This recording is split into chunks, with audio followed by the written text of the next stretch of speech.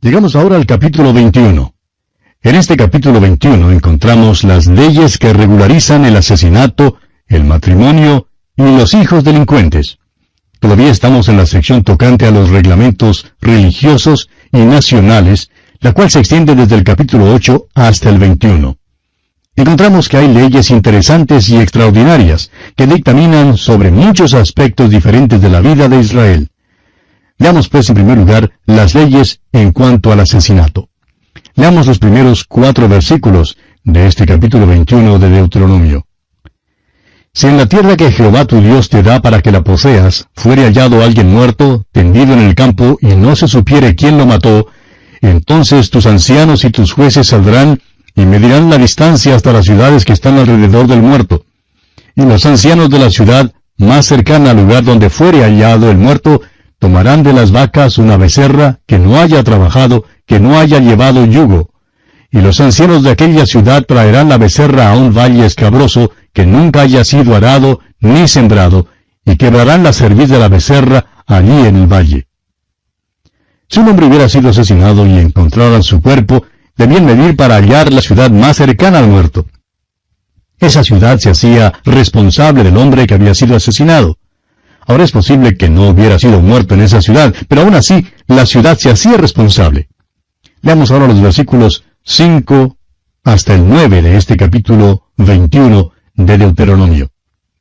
Entonces vendrán los sacerdotes hijos de Leví, porque a ellos escogió Jehová tu Dios para que le sirvan, y para bendecir en el nombre de Jehová.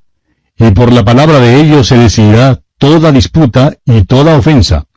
Y todos los ancianos de la ciudad, más cercana al lugar donde fue hallado el muerto, lavarán sus manos sobre la becerra cuya cerviz fue quebrada en el valle. Y protestarán y dirán, nuestras manos no han derramado esta sangre, ni nuestros ojos lo han visto. Perdona a tu pueblo Israel, al cual redimiste, oh Jehová, y no culpes de sangre inocente a tu pueblo Israel, y la sangre les será perdonada. Y tú quitarás la culpa de la sangre inocente de en medio de ti, cuando hicieres lo que es recto ante los ojos de Jehová. Hay una verdad fundamental que se nos enseña en este proceder. Cuando un crimen tiene lugar en una ciudad, los habitantes de esa ciudad tienen cierta responsabilidad. Creemos que al fin, los ciudadanos interesados en proteger la propiedad y el orden en nuestras ciudades hoy en día reclamarán una ley semejante. Reclamarán que la ley sea ejecutada para acabar con los crímenes que suceden. Dios hace responsable a una comunidad.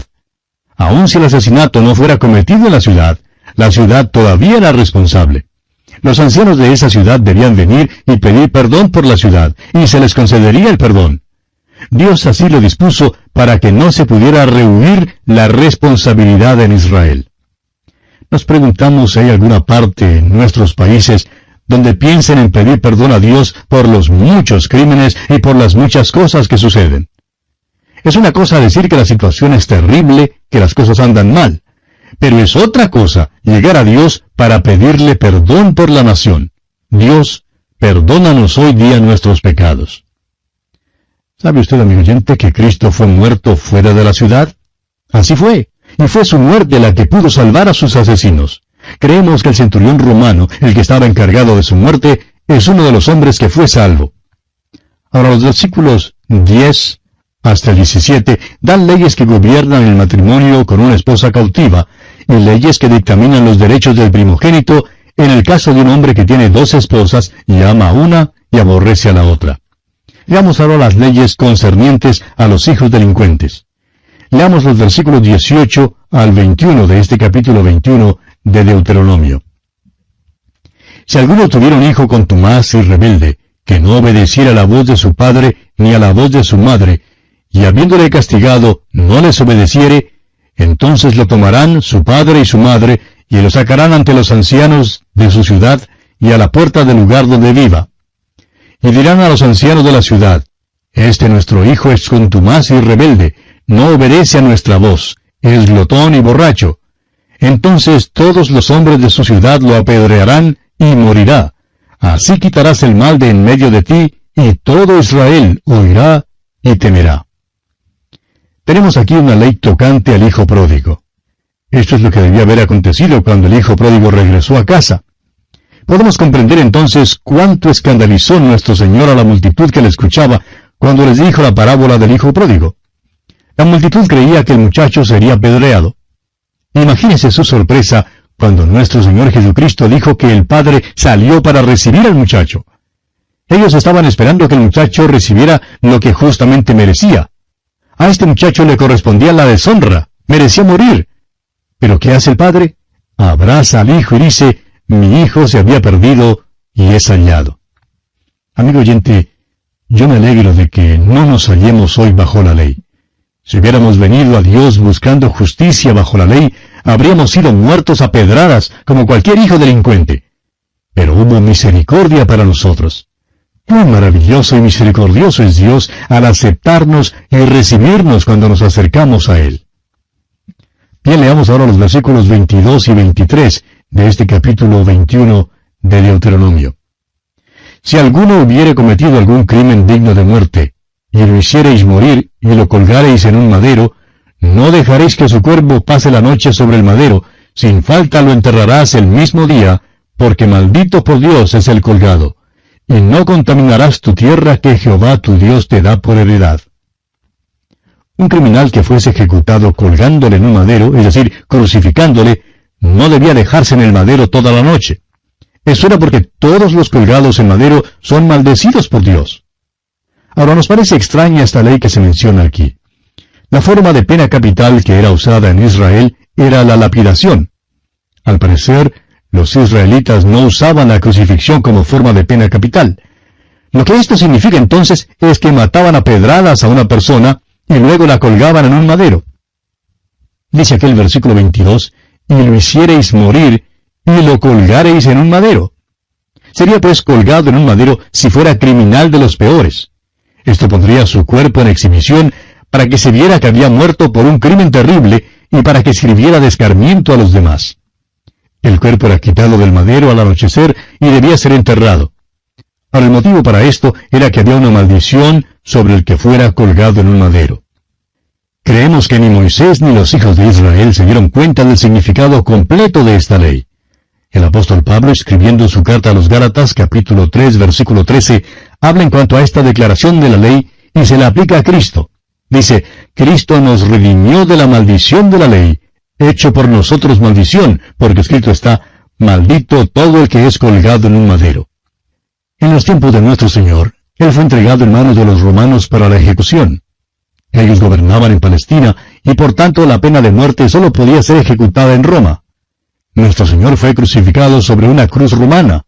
Roma entregó la decisión de crucificarle, y Él fue puesto en un madero. Ahora Pablo vuelve a eso y dice que cuando Cristo colgaba allí en el madero, tomó nuestros pecados y fue maldecido de Dios en aquella condición. Llegó a ser maldición por nosotros porque nos redimió de la maldición de la ley. Nos redimió de la maldición del pecado, nos redimió de la pena del pecado y ha comprado nuestro perdón. ¿Por qué? Porque fue hecho maldición por nosotros. Se hacen hasta molestos los que disputan en cuanto a si los romanos o los judíos son los culpables de la muerte del Señor Jesús. Amigo oyente, usted y yo fuimos culpables de su muerte. Colgaba allí por nosotros, tomaba la maldición de la ley por nosotros para que fuéramos redimidos de la maldición de la ley. Nos redimió de la maldición de la ley una vez y para siempre. Dice el apóstol Pablo: Cristo nos redimió de la maldición de la ley, hecho por nosotros maldición, porque escrito está: maldito todo el que es colgado en un madero. ¿Ha notado usted cuántas veces se cita el libro de Deuteronomio en el Nuevo Testamento? Permítanos pausar aquí para decir lo siguiente. Es por eso que enseñamos toda la Biblia, todos los 66 libros. Si Dios hubiera querido que tan solo conociéramos el Sermón del Monte, nos habría dado solamente el Sermón del Monte. Si hubiera querido que tan solo conociéramos Juan 3:16, pues no nos habría dado los demás versículos. O si hubiera querido que aprendiéramos solamente unos pocos capítulos favoritos, como el capítulo 14 de San Juan o el capítulo 13 de la primera carta a los Corintios, pues habría limitado su revelación para nosotros a aquellos pocos capítulos. Amigo oyente, sucede que nos dio 66 libros, y la verdad es que cada uno de ellos es importante. Un libro como el de Deuteronomio es muy importante. Sería difícil entender gran parte del Nuevo Testamento sin tener un entendimiento del libro de Deuteronomio. Es por eso que pasamos tiempo en su estudio.